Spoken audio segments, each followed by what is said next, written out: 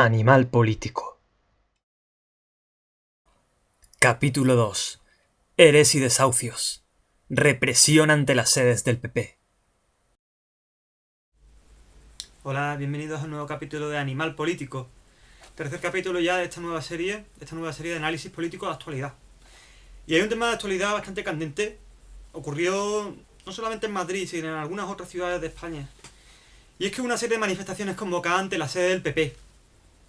Estas manifestaciones son por diversos motivos. El principal es contra los recortes, contra las políticas neoliberales, de privatizaciones, recortes, reforma laboral en general, políticas antiobreras.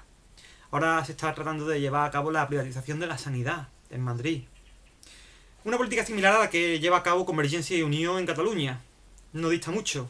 Allí lleva ya meses produciéndose el cierre, recorte y privatizaciones de hospitales.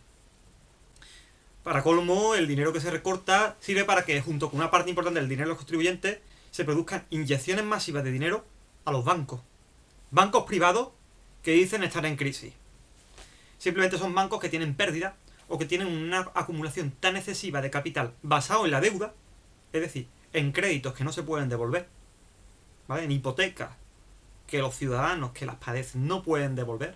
La clase trabajadora que durante años ha conseguido mantener el derecho a una vivienda a costa de una hipoteca que le comía casi un salario y parte del salario de una de los dos cónyuges de la pareja.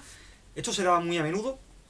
Gente que ha vivido gracias a una hipoteca ha llegado un momento que cuando se ha quedado sin empleo, cuando iba a la calle, al paro, cuando se han producido reducciones salariales, temporalidad, etcétera, trabajos eventuales, lo que sea, no han podido mantener el pago de esa hipoteca en muchos casos. Y esto hace que gran parte del capital con el que... Porque es que los bancos no se han conformado con el dinero que tenían, sino que han seguido invirtiendo dinero que en realidad era dinero que iban a tener dentro de tantos años. Ese dinero en la práctica era deuda, no es dinero real. Es un capital ficticio basado en la deuda. Ellos han seguido especulando e invirtiendo con ese dinero. Y se lo han invertido, se lo han pasado de unos bancos a otros. Pues ahora resulta que hay un montón de dinero, lo llaman activos tóxicos, que es... deuda, que son hipotecas que no se pueden devolver. Por eso están produciendo tantos desahucios. Y el PP lleva a cabo una política todavía más dura que la del PSOE en facilitar los desahucios. Por eso ha habido el revuelo con el tema de los desahucios, porque la situación ha tocado techo. Todo esto está generando un caldo de cultivo, un malestar social para la rebelión y la protesta social. Fruto de esto son las manifestaciones que se han producido en los últimos días en las sedes del PP. No son las únicas.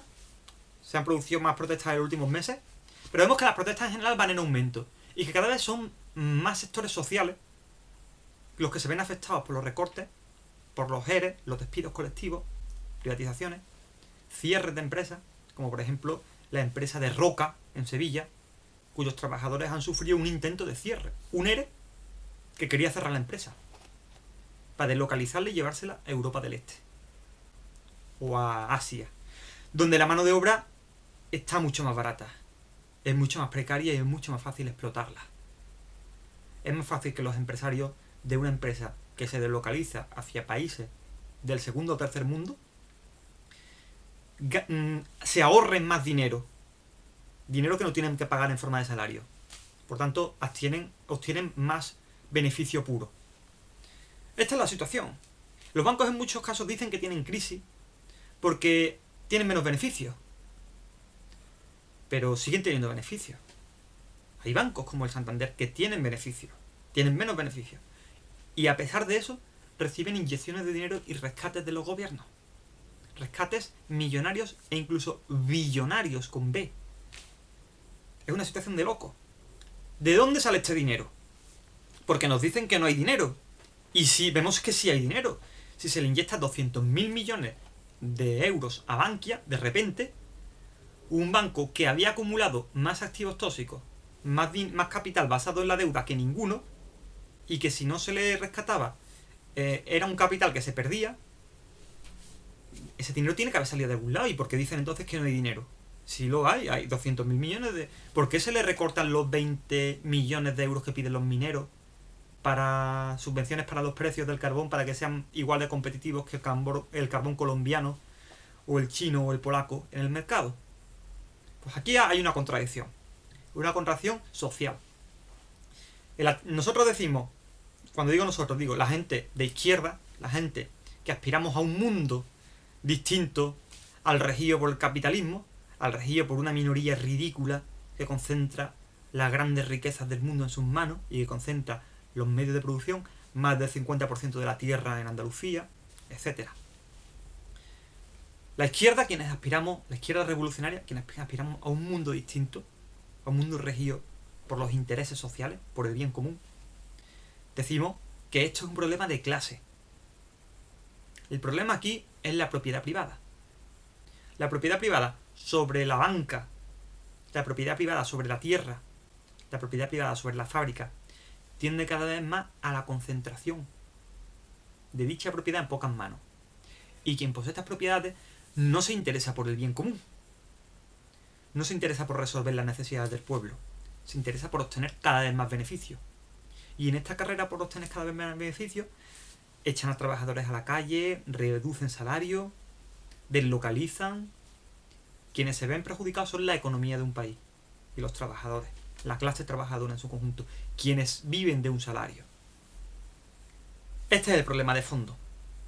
Esto se aplica también a la banca. La banca quiere beneficios y no le importa echar a gente de sus casas para recuperar parte del capital que ya no puede recuperar a través de las hipotecas. Quiere tener las casas y revenderlas.